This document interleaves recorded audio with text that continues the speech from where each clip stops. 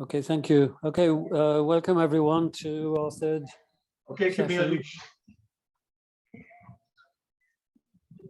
session on the Module 1 enterprise-wide risk management. I hope you all had a good Easter break, and presumably we've all been sort of frantically trying to catch up on your work as well.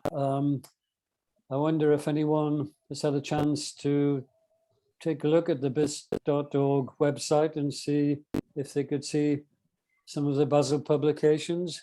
If you can, just shoot a message in the chat box. Okay, I've also sent the Barclays in the chat box as well too. Yeah, great. Okay, thanks. So just a quick recap on where we were heading, and then we'll take a look at the Bearings case study, which we tried to start when we last met just before the Easter break. And Miguel is going to visit the breakout rooms this time to make sure you can see what you're meant to be discussing, because it's an interesting case, featuring the very old merchant bank out of the city of London. So it's a good case. We can draw some good risk management lessons from that. So we talked, and I showed you a chart on Basel II, and that was the successor launched in 2004, which sounds a long time ago, but many areas, including your own Caribbean, I think was mentioned that you're trying to move towards some of the Basel II implementations, but we also had seminars in various locations and out of Nassau, Bahamas, where Miguel is, where we talked about Basel II and the challenges for financial institutions, and the challenges are quite significant. So this is why it's taking quite some time to get these things implemented, but that's not stopped the Basel Committee moving forward with Basel III, as we started to discuss.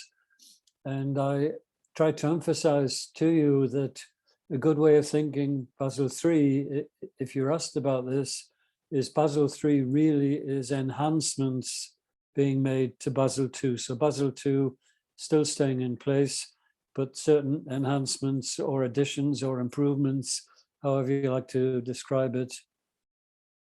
And the aspect of some of these improvements you can see on our first diagram on the screen. Now, on the compressed file, which Miguel called the CIRM, the manual for 2022, which is a huge document and doesn't include all of the case studies, it includes some of them. But the document on my PDF format is 381 pages. So you're going to have a lot of work to do, as Miguel was mentioning, but you will end up with a very comprehensive approach to risk management. So this diagram, according to my screen, is page 62, but at least it'll give you a guidance for heading that way. So I'll just give you a moment to catch up on that. Again, if you can't locate it, just send a chat message and Miguel can put the manual into the chat box as well for easy reference.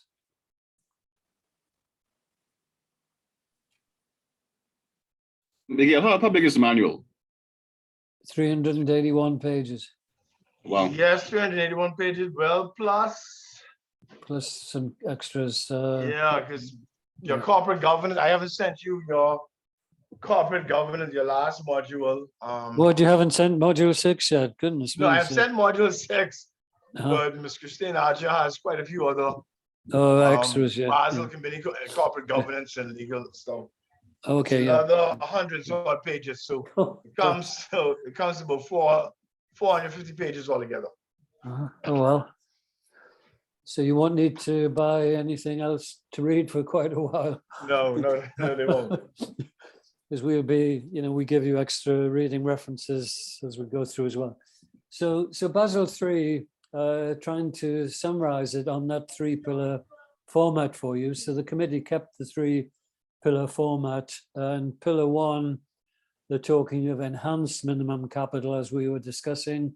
So that's a balance sheet methodology to strengthen the capital position in the balance sheet, the buffer against possible downside scenarios, and then building in on the experience from the global crisis and other large shocks with significant financial institutions running into trouble, like the one we discussed, the HBOS situation.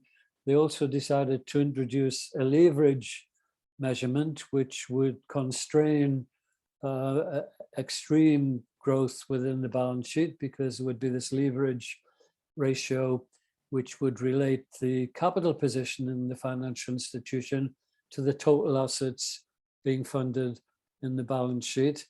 And then an additional aspect, again, from experience, we saw these liquidity crises positions developing in a number of financial institutions, basically the cash flow positions. So the committee took the opportunity of building in 2 liquidity ratios, one short-term horizon liquidity and one on a longer-term basis. I will be mentioning these again as we're discussing through this morning, but you'll see for module 3 from Jermaine Williams is all about investment and liquidity risk. So Jermaine will be going into these liquidity requirements, in a lot of detail, as we said before. Then pillar 2, where, we talked about the aspects of supervisory review and building in the compliance function as well. So pillar 2, the committee putting in an enhancement again of the supervisory review process, and this time taking a wider perspective on it, which they are calling firm-wide risk management. So very similar to our terminology we've been using for a long time, enterprise-wide risk management. And also the encouragement for financial institutions to try and improve their capital planning within the concepts of their risk management structures that they're developing. Pillar 3, as before, falling mainly at the senior executives and board of directors, where the committee are looking for enhanced risk disclosure and also market discipline. And we mentioned this should be conveyed within the annual report and accounts.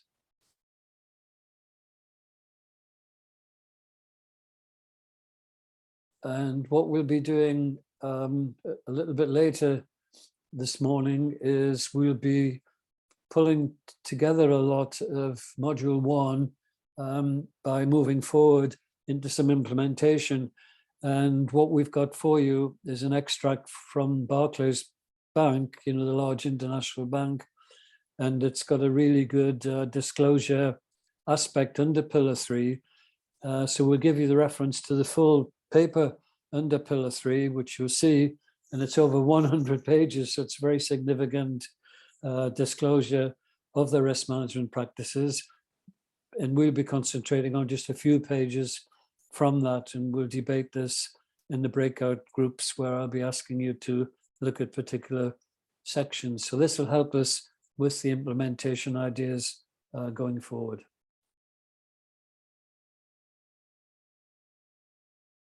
And there's some more of the Basel readings you can take a look at. And then there's also the securities aspect, the IOSCO publication. We don't go into this except to just say that IOSCO, working on improved risk management practices as well. And the principles are revolving around 3 main objectives for securities regulation, which are the protection of investors, ensuring markets are fair, efficient, and transparent. And once again, looking at this concept of systemic risk, where you're looking at the very large organizations, the same as we discussed in terms of financial institutions, which are abbreviated as SIFIs, SIFI''S, which is systemically important financial institutions. And I also mentioned that the regulatory bodies and committees, are working more together. So you can see on this diagram, the Financial Stability Board playing a coordinating role between the Basel Committee, where we've been discussing this a lot, IOSCO, the Securities Commissions, and we also mentioned the insurance companies coming under this International Association of Insurance Supervisors. So that brings us to making a start on Barclays. And I can see Miguel's already prepared to put you into the breakout groups.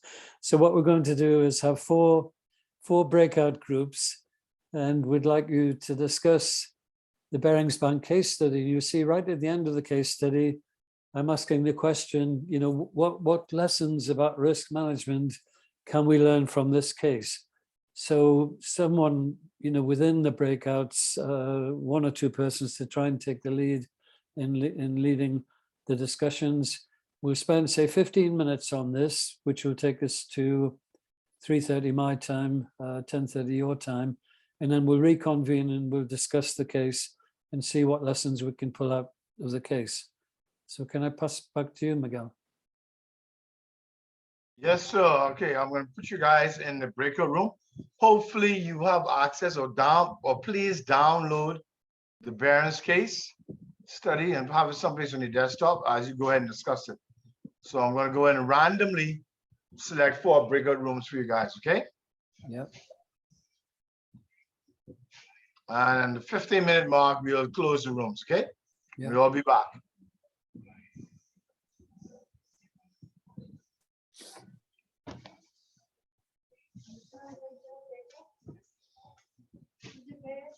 Only for probation, because like your husband.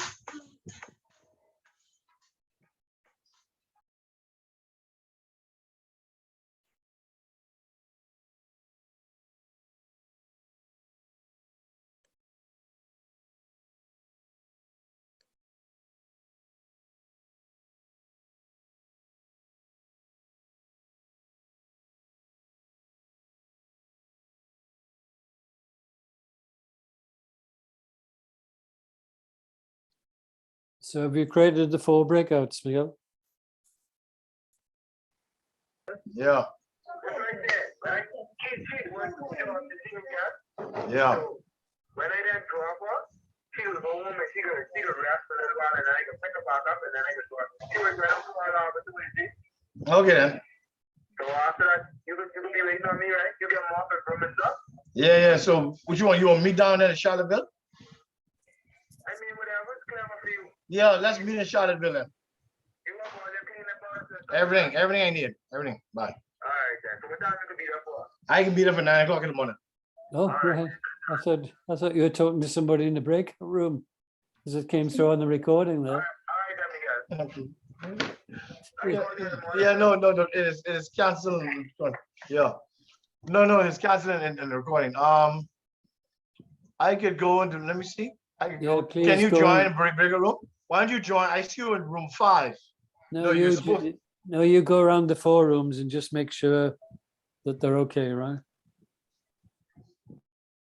That the in discussion and they're working on the case study. And then you can tell me what's happening.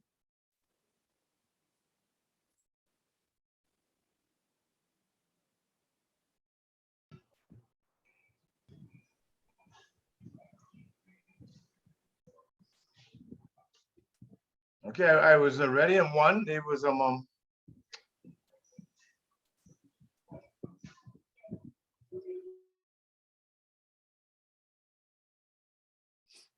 Can you message them or can you talk to them?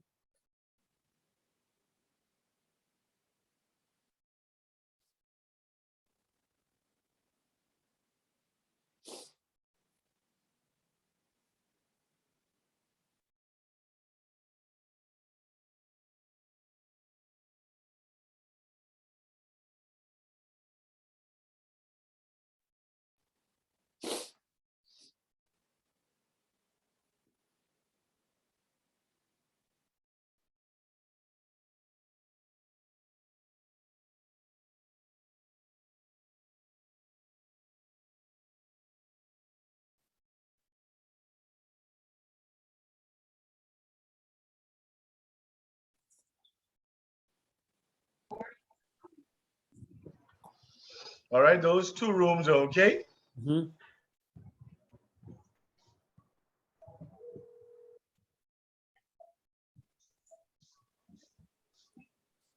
It's fine, morning, morning. Morning.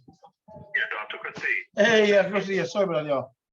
Yeah, the second, did the form get you up to speed? Yeah, but that was my last 4 too. Okay, all right, I can talk this, what property, I'll put you on the 100. Okay. What property you want me to send it to? The farmer choice. You can do the farmer choice for me, my good man. All right, the Farmer Choice, that's the one in Cable Beach, Yes, but yeah. Sanders Beach. Sanders Beach, Yeah. okay. The Farmer Choice, okay, I'll fax it now. All right. Stay at 100 for now, because it's a good drop. How many hours you got? I got about close to 5. Yeah, all right, so it's working. Yeah. That's a good medication, and it doesn't leave you too giddy. No, I ain't drowsy, not like that in the morning. All right, good. I give him 7 there now. All right, thanks, All right. thanks, Dr. Christie. Yeah, take care, good talk to. All right. Then, All right. yeah. He is sending it to farmer choice. You get it from farmer choice. Yeah, Farmer Choice. Thanks, Dr. Christie. Maybe, noticing. Yeah, I need my medication. Another medication, right? Don't worry, this is not recorded. Yeah, can you check on those other 2 groups, though, Miguel? Otherwise, this is a big group of people.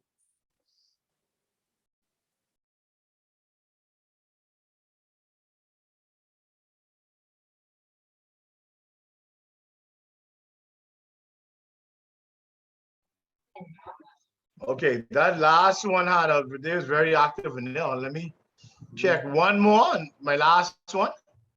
They're very.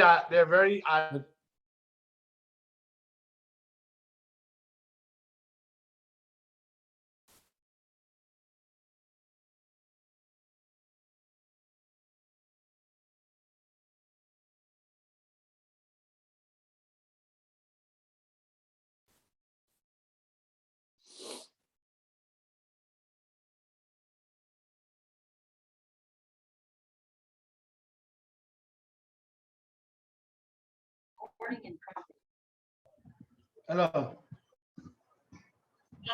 Ah.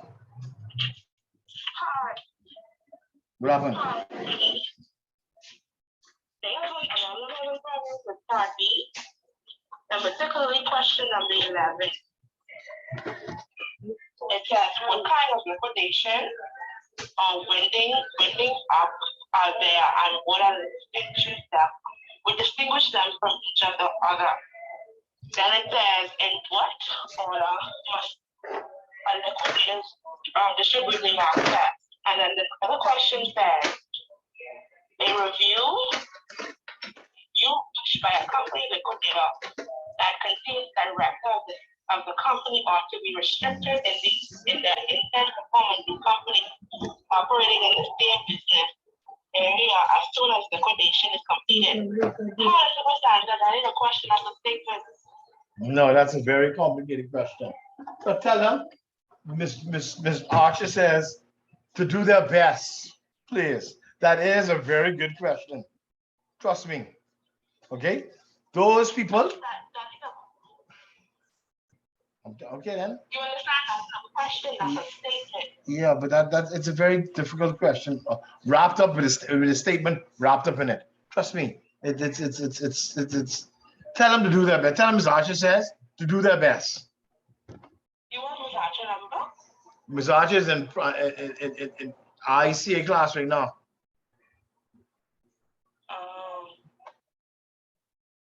Tell them Ms. Archer, assistant, said to do their best.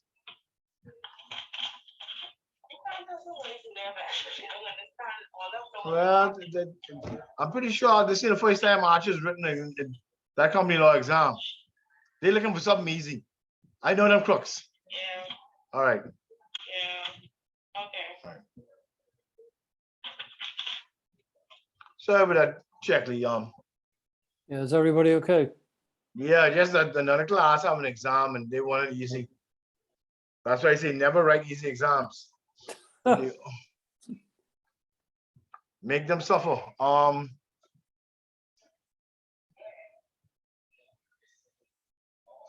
So how did Bodhi's husband do with the surgery? Is he okay? I don't know. I don't know. They had another one yesterday. Right. So Bodhi says she is not going to be in office for a few weeks. All right, gosh. Yeah, because someone has to be there to take care of him until he can find a male nurse and so forth. So it's